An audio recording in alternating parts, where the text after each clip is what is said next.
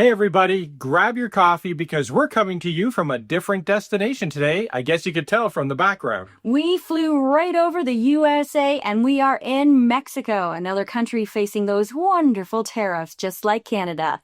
But that doesn't mean that we've stopped watching Canadian politics. Oh yeah, we've got a good one for you today.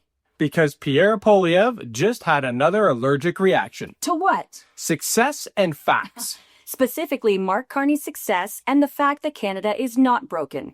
In fact, it's thriving under Carney's leadership. The TSX is up, our GDP is growing, and we're one of just 11 countries on Earth with a AAA credit rating. Every time Canada moves forward, Pierre acts like somebody slipped broccoli into his stored-away dinner plate. Pierre Poilievre is a serial liar. He's lying so much that a motion was actually put on the floor to stop MPs from spreading disinformation. And CTV apparently can only interview the CPC if they agree not to fact-check. What the hell, man? He's his own press secretary, Caroline Levitt in a blue suit. And for those claiming that PP can out-debate Carney in the House of Commons, well, PP once again insulted Canadians, and Carney said the Liberals believe in Canada, unlike some people we know. And then he schooled the student. Canada has the lowest deficit in the G7, lowest debt level in the G7, lowest net to GDP in the G7, strongest credit rating in the world, and the biggest potential in the G7. Pierre can't run on facts because he can't back them up.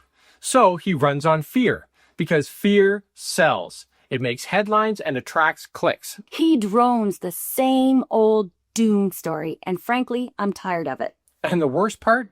CBC and CTV let him repeat it without calling it out. We saw them do this with Trump across the border, and look how that turned out. Are they really going to let MAGA propaganda slide into Canada too? I hope not. It's smear routine diplomacy while enjoying routine perks. And he demands accountability while dodging his own. And every time Carney delivers actual results, well, Pierre, he just looks smaller next to him. When Canada inches forward, Pierre reaches for the old and tired talking points that even his own voting record steps on. And here's the part that really drives me nuts. Why is it always conservatives claiming that they're for the people and then voting against the people when it counts? And why do their fans keep buying the merch after every bait and switch? Now let's talk about groceries. He screams about taxed groceries like he's saving apples from the GST. But basic groceries are already zero rated. Bread, milk, eggs, zero GST and HST. That's Canadian 101, man. And when Parliament had an actual chance to make food more affordable in June 2024, the NDP motion to force big grocers to cut essentials, what happened? Well, the Conservatives voted against it. Speeches and sound bites screamed affordability, but votes in private said, nah, we don't care. Same energy on kids' lunches. When Minister Patty Hadju read a grade 7 student's letter asking for a school food program.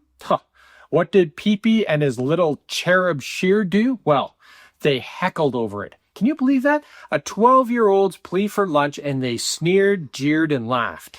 Who heckles a child's letter? Conservatives, that's who. Seriously, I have a question for conservative voters. Can you explain to me why you would want two men who are mean for sport running Canada? That's not leadership to me. That's just cruelty. He talks like a populist, but he votes like a lobbyist. Or what about him complaining about Carney flying to Europe? Oh, I know. Oh, the horror. Pierre rages that Carney flies to Europe to sign trade deals and make sure that Canada has allies and partners, by the way. Listen, Carney's working hard. And trust me, we know how exhausting regular across-Atlantic flights are. All you want to do is sleep, no matter how glamorous it looks.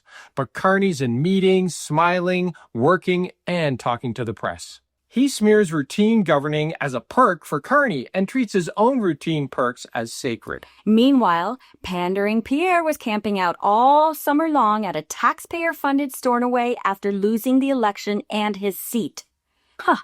He calls diplomacy a perk, but when it comes to his own perks, it's hands off. They're mine. And then there's the security clearance dodge. This is really getting old. Every leader takes the briefing. It's what grown-ups do. But Pierre refuses and says he doesn't want the constraints. But what is really going on here?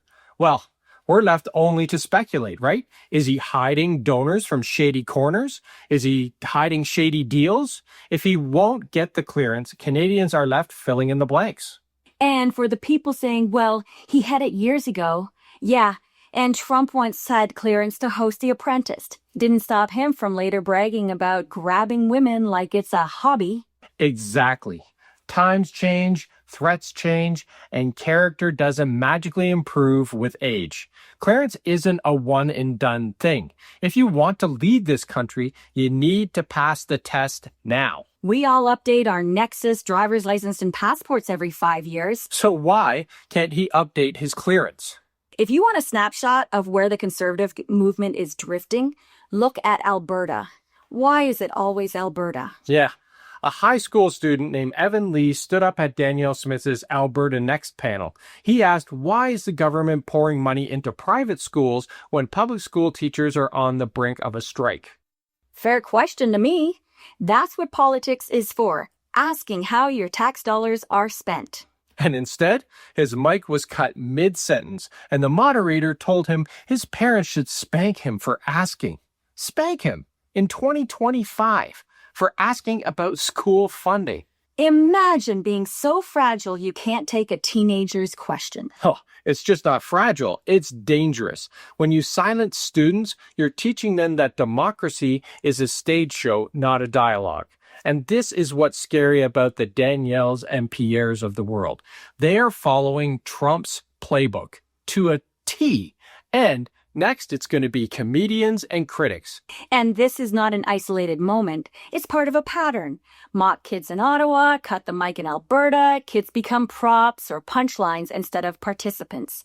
And instead of answering the adults on stage, shut it down. It all points to the same imported tactic: religion, division, and Christian nationalism. Here's the other import straight off that MAGA shelf: Christian nationalism. Pierre stood in front of supporters and said that Christians are the #1 victims of hate-based violence in Canada. Maybe he should look at the facts and tell that to the Jews and the Muslims out there. But Pierre doesn't believe in facts. He just spews lies to divide us and make people hate other people. And Canadians should see it for what it is: American-style culture war division dressed up as patriotism. The U.S. script is simple. Take faith, twist it into politics, and use it as a wedge. And we've seen where that road leads. Rights are rolled back, classrooms are censored, books are banned, neighbors are turned into enemies. Sound familiar? It's the same current flowing from the South. And it's not accidental, it's imported on purpose. But Canadians, we don't want imported Trump-style chaos up here. We want jobs, stability, and leaders who unite instead of divide. Voting proved it. Well, except in Alberta, where the UCP's loudest megaphones pretend to be the majority. But they're not the majority. There's a quiet majority that thinks they're alone. So make sure you talk to your neighbors and at your hockey bench or on a group chat. Pop that bubble. One conversation at a time beats 1,000 tweets every time. And speaking of social media, jobs, and stability... Well, let's talk about what grown-up governing actually looks like. The economy in Carney versus Pierre Poilievre. Canada's economy actually ticked up in July after 3 weak months. It was helped by mining, oil, gas, and a small lift in services. It's not fireworks, but it's forward. And hey, when you're working on your finances at home, do you suddenly go from debt and mortgage to a surplus overnight? No, it takes tightening the belt and finding ways to slash costs. Improving an economy takes time, and Carney's only been in 5 months, and he's already moving the net. Imagine where Canada will be this time next year. Meanwhile, markets have already been breaking records, and Del Watt says that we're likely to avoid a technical recession this year. And that's with Trump's deliberate attempts at sabotaging our economy. We're managing to stay afloat while MAGA tries to feed the leak. But we have to keep working to expand, and that is what Carney is doing.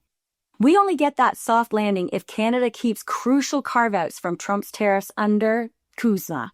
Right now, Roughly 90% of our exports to the U.S. face zero or low tariffs because of those exemptions. Lose that and the forecast changes fast. And that takes us back to PP's other gripes, Carney flying to Europe. He's wrong again, because Carney flying to Europe is to diversify trade and it's our insurance.